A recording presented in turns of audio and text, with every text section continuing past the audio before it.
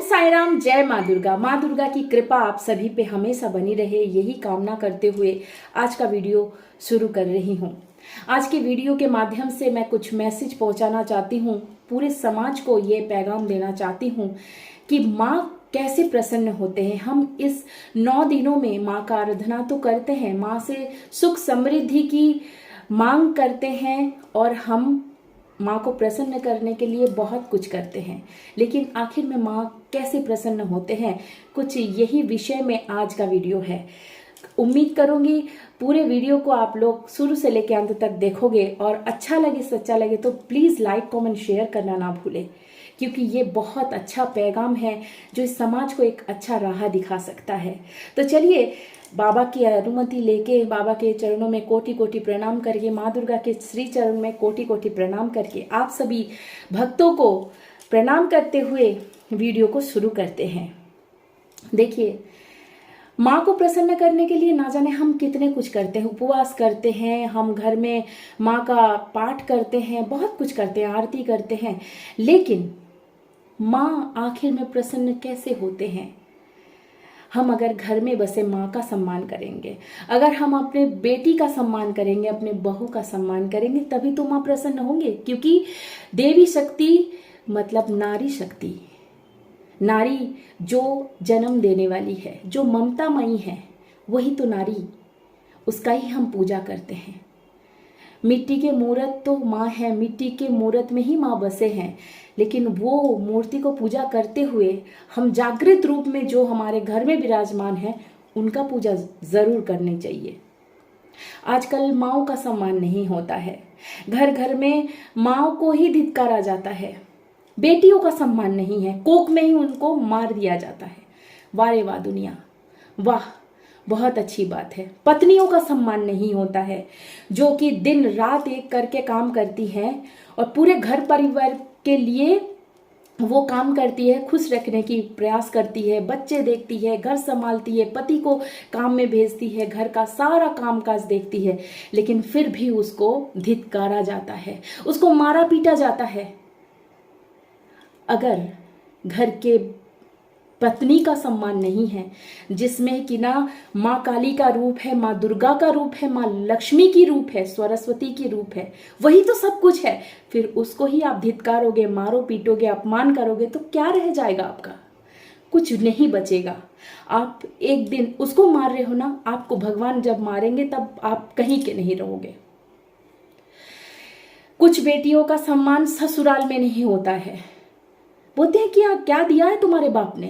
कुछ तो नहीं दिया। अरे कलेजे के टुकड़े को किसी के हाथ में सौंपा है, ये बहुत बड़ी बात होती है। और क्या दे दे। और जो उस बेटी के विवाह में खर्चा करते हैं ना उसके बाप, वो ना जाने कितना इकट्ठे करके जमा पूंजी करके रखते हैं पूरे जीवन भर का, वही उसकी बेटी के शादी में वो लगाते हैं और बदले में उनको यही सुनने के लिए मिलता है ना।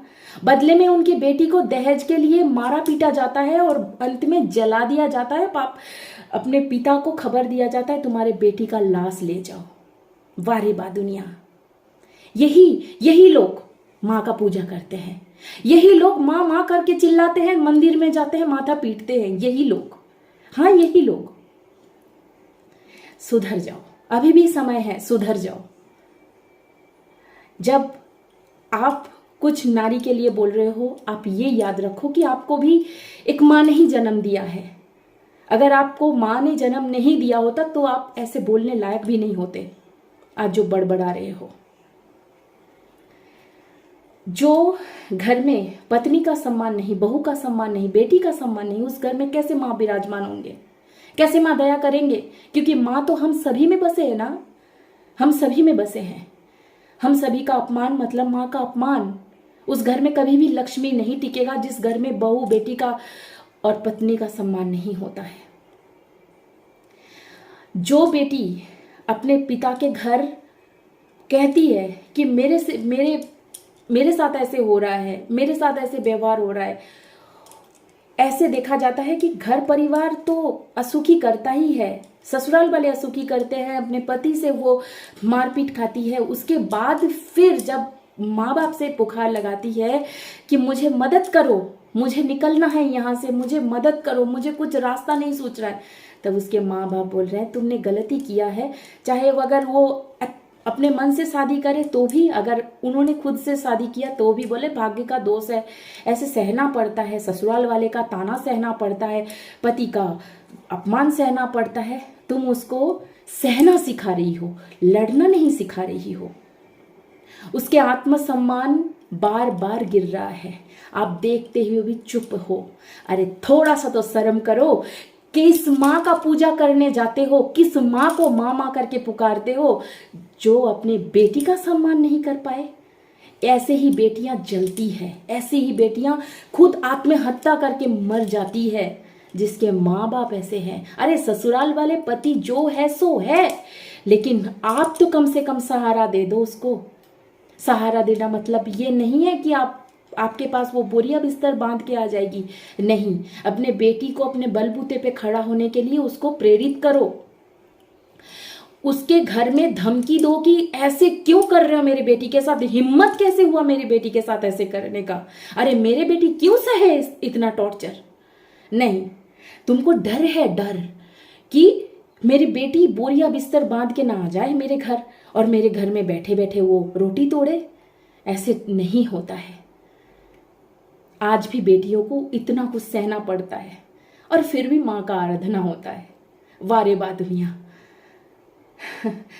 अगर अच्छा लगे, सच्चा लगे तो प्लीज़ लाइक कमेंट शेयर करके इसको बहुत बहुत शेयर करना ताकि सभी तक ये पैगाम पहुँचे। और लास्ट में एक बात कहना चाहूँगी उन लड़कियों के लिए जिनके घर परिवार उनसे मुंह मोड़ लिए, उनके पति, उनके ससुराल वाले सब उनसे जुदा हो गए, उनसे मुंह मोड़ लिए, उनको मैं यही कहना चाहूँगी कि उठ के खड़ी हो जाओ।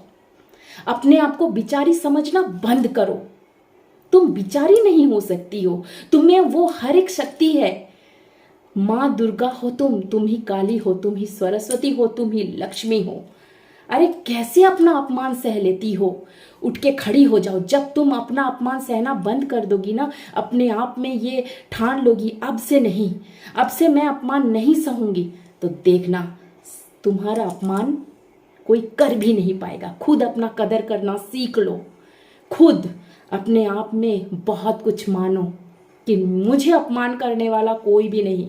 ना अन्याय करो और ना अन्याय सहो।